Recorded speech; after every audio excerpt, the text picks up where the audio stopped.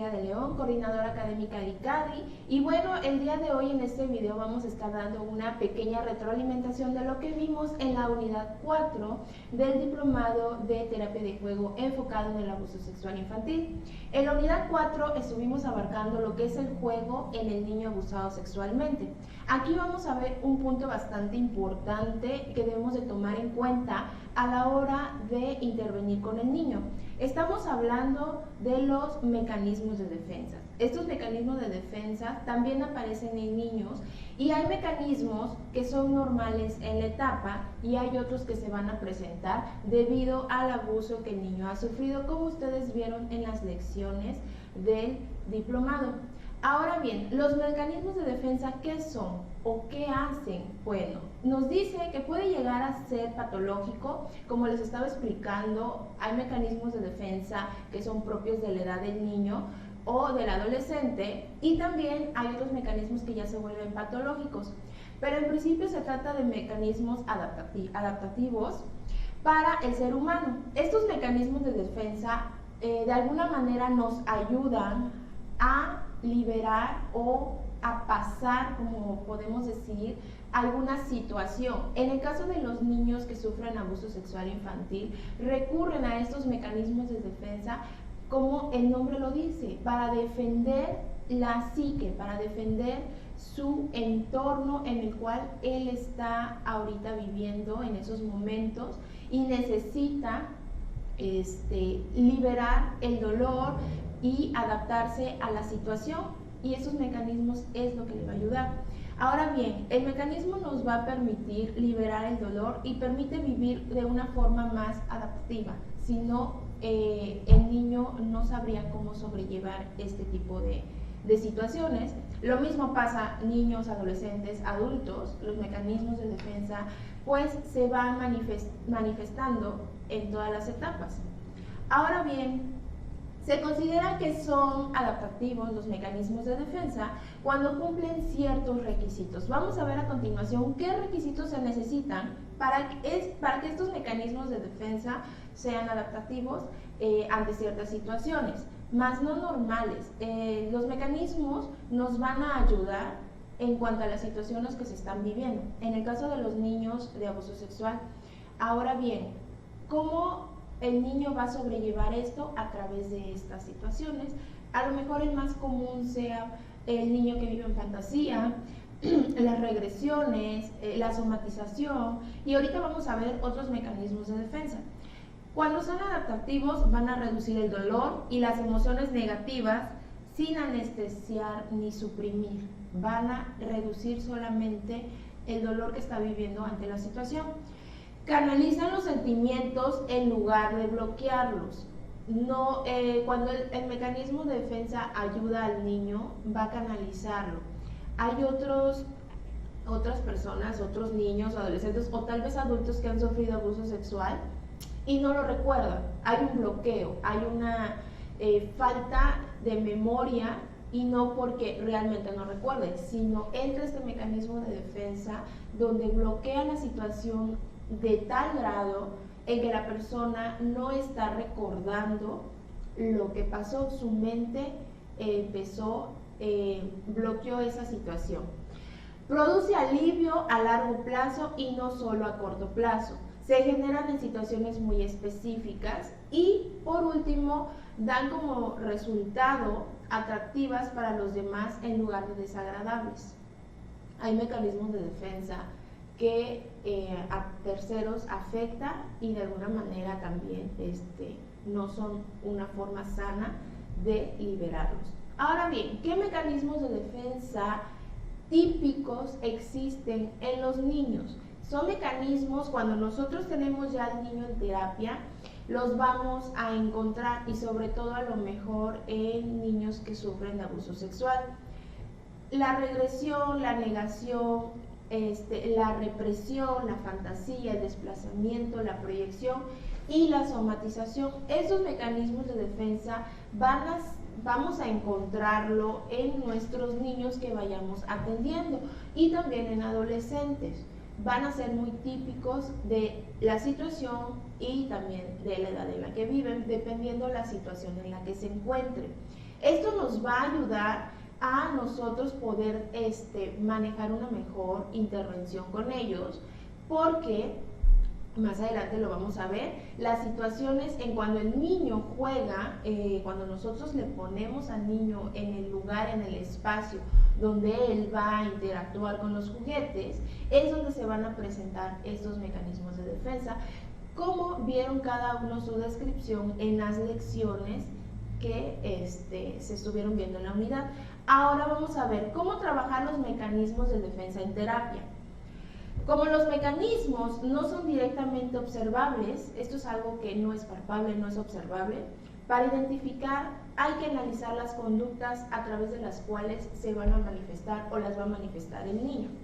Esto no es algo que nosotros nos demos cuenta, a menos que ya tengamos una experiencia previa ante ciertas situaciones con niños cuando estamos trabajando, nos vamos haciendo de esa experiencia, pero no es algo que nosotros lo vayamos a ver de manera inmediata. La conducta suele ser rígida, exagerada y carente de espontaneidad. Esta es una clave para saber si un niño está utilizando algún mecanismo de defensa, ya que el niño va a utilizar ese mecanismo para no hablar con nosotros, para no jugar, para no querer jugar, para no querer interactuar. Ahora bien, se observa un aumento de la ansiedad cuando se le impide llevarla a cabo.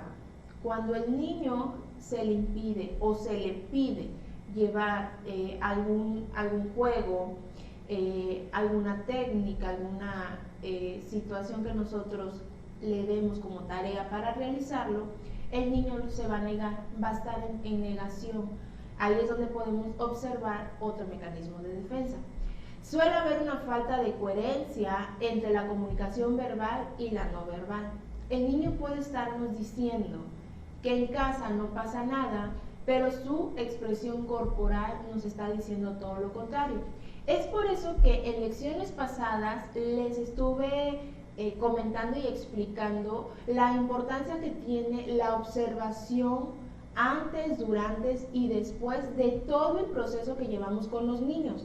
No nada más vamos a observar desde que llegan o no nada más vamos a observar en la entrevista. La observación se utiliza en todo momento, al igual que el rapport y la entrevista. Estos tres elementos son fundamentales en todos nuestros procesos terapéuticos que llevemos a cabo con el niño. Ahora bien, en el caso de la somatización es necesaria una evaluación médica para detectar o descartar las posibles causas orgánicas. Cuando el niño está manifestando, está somatizando, está manifestando una enfermedad o un dolor, es necesario que lo llevemos de la mano con el médico. Hay veces que la situación es al revés. Primero se lleva al niño al doctor porque manifiesta alguna enfermedad o algún síntoma o algún dolor o algo característico con una enfermedad.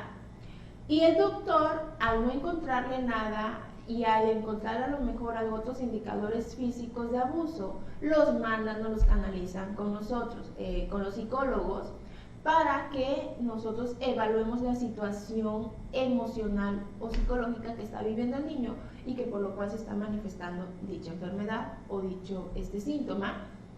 Porque el doctor no encontró nada, el doctor descarta totalmente el padecimiento médico que el niño pueda tener.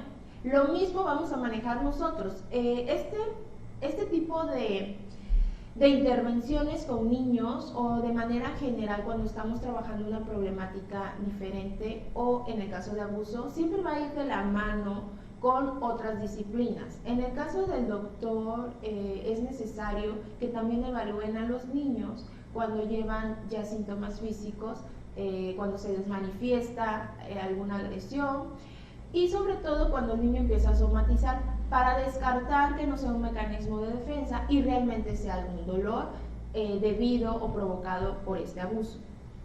Ahora bien, los mecanismos de defensa en el juego del niño abusado sexualmente. ¿Qué mecanismos se van a presentar en el niño cuando él está haciendo la interacción con sus juguetes o con los juguetes que nosotros tenemos dentro del consultorio? La regresión es uno de ellos. Este es un intento que realiza el niño por volver a etapas anteriores en donde pues el niño no sufría este trauma. volviendo al pasado donde él se sentía cuidado, protegido, amado, a salvo de la situación. Es muy común este tipo de etapas en los niños y lo vamos a ver manifestado dentro del juego, como cuando actúa regresivamente con sus personajes o cuando se expresa como si se instalara en etapas anteriores, manifestándose en conductas regresivas, como algo muy típico el chuparse el dedo o empezar a hablar como bebé. La identificación va a ser cuando el niño se identifica con el agresor. Este mecanismo lo utilizan mucho los niños para evitar sentirse vulnerable e indefenso. Entonces él empieza a jugar el rol o el papel del agresor y lo manifiesta con los juguetes, agrediéndolos y haciendo un rol del agresor, y agrediendo a los juguetes, incluso a lo mejor haciéndoles lo que su agresor pues le hace.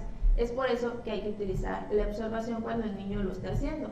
Hay que tener mucho cuidado como una forma de tip. Cuando nosotros observamos a los niños o a cualquier paciente, hay que hacerlo de manera sutil, verlo, pero que la persona no se dé cuenta. ¿Qué es lo que pasa? Cuando nosotros observamos de manera directa al niño jugando, él se inhibe y entonces pierde esa fluidez que tiene al estar haciendo lo que está haciendo, y más si él sabe que a lo mejor lo que hace, empieza a jugar es el rol, como estábamos platicando hace rato, del agresor. Entonces la observación tiene que ser muy sutil para no caer en que el niño se sienta cohibido y deje de hacer lo que está haciendo, porque lo que nos interesa es esa fluidez, es ver y sobre todo el apoyarlo de manera de intervención.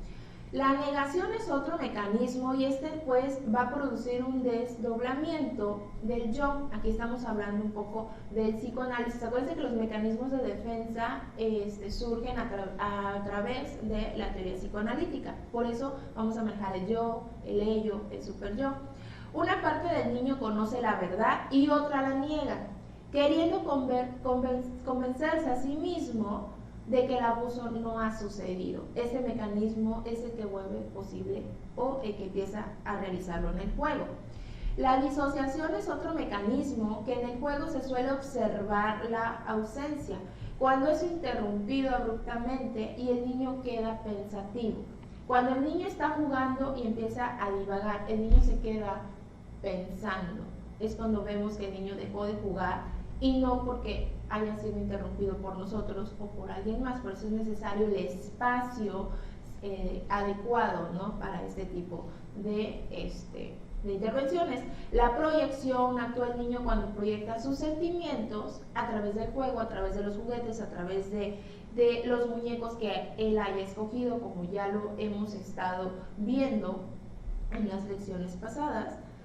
Y bueno, hay otro mecanismo que es la represión. Este mecanismo puede considerarse como una estrategia para proteger nuestra mente, para proteger la psique, al excluir los recuerdos de la conciencia, de modo que no sea recordado ni manifestado.